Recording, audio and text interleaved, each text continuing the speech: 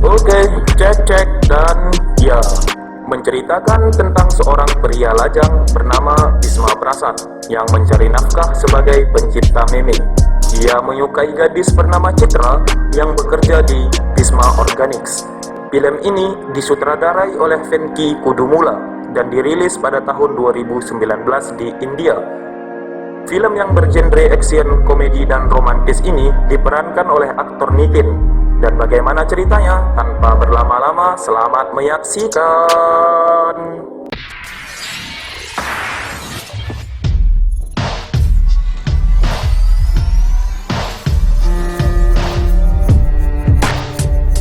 Pada awal film, kita menyaksikan pidato dari CEO Bisma Organics yang mengatakan tentang bahaya bahan kimia yang diserap oleh tumbuhan. Karena CEO tersebut sudah mulai tua dan tak lama lagi akan menjalani masa pensiun, semua karyawan mengajukan diri sebagai penggantinya.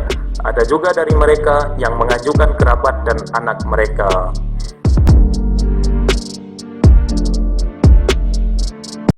Scan kemudian beralih.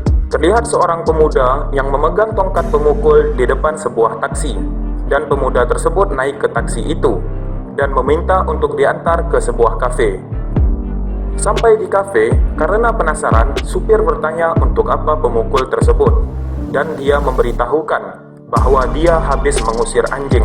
Setelah masuk ke kafe itu, ia pun menemui teman yang mengundang dirinya bernama Farimal. Mereka berteman lewat Facebook.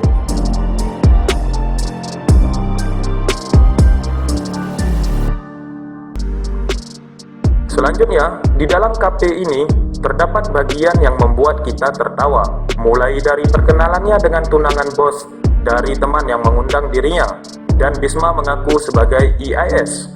Tunangan bos itu siap melarikan diri dengannya. Sampai di sebuah jembatan, Bisma mengatakan bahwa EIS adalah I am single. Bisma kemudian ditahan oleh polisi di jembatan itu. Pamannya, yang seorang reporter TV, melihatnya, dan Bisma menjelaskan kesalahpahaman yang terjadi kepada pamannya. Pamannya kemudian menelpon temannya yang juga seorang polisi, meminta tolong untuk membebaskan Bisma. Esok harinya, polisi tersebut bertanya kepada Bisma tentang pekerjaan dirinya, dan dia pun menjawab dia seorang pembuat game dan meme. Polisi itu kemudian memberi perintah kepada Bisma untuk datang ke kantornya esok hari. Di sana, ia disuruh melakukan pekerjaan yang sangat banyak, mulai dari membersihkan kantor hingga mengantar teh sampai menjadi supir dari komandan polisi itu. Dan ya, setelah mengantar komandan polisi untuk bertugas, ia kembali pulang. Dalam perjalanan, ia melihat wanita yang bernama Citra. Citra berusaha menghentikan mobilnya, kemudian memberikan tumpangan kepada Citra. Lagi-lagi Bisma berbohong dan mengaku sebagai seorang polisi. Citra yang bekerja di Bisma Organics meminta kepada Bisma untuk diantar ke sebuah desa karena Citra ingin melakukan penyuluhan di sana. Sesampainya di desa itu, terlihat beberapa pemuda yang menggoda Citra dan memancing kemarahan Bisma.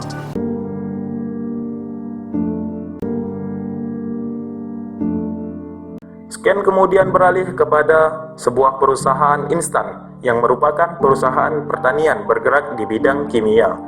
Hal ini sudah pasti menjadi rival bisnis Bisma Organics, yang sejak awal perusahaan ini menentang pertanian mengandung kimia karena dapat mendatangkan penyakit. Perusahaan instan itu berencana membuat debat terbuka dengan Bisma Organics untuk menunjukkan siapa yang lebih bermanfaat. Oke, selanjutnya, film beralih kepada Bisma yang merayu Citra melalui pesan WhatsApp.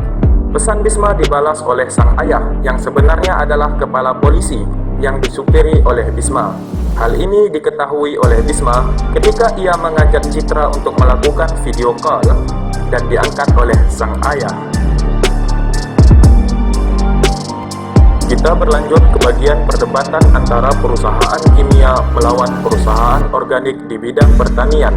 Bisma hadir di dalam perdebatan itu karena mengantar Citra ke sana. Di sana juga hadir Parimal, teman Facebooknya. Di sela-sela perdebatan, Bisma Bisma bertanya kepada Parimal bagaimana cara membuat Citra terkesan kepada dirinya. Parimal menyuruh Bisma untuk berbicara, dan dalam waktu yang bertepatan, ketika CEO perusahaan kimia mengatakan siapa dari para audiensi yang dapat membantah perkataannya tentang pertanian kimia, Bisma mengangkat tangannya dan kemudian memberi pendapatnya. Hal ini membuat para audiensi lain kagum, tidak terkecuali Citra. Citra pun menyatakan cinta kepada Bisma, dan ya, mereka pun berpacaran.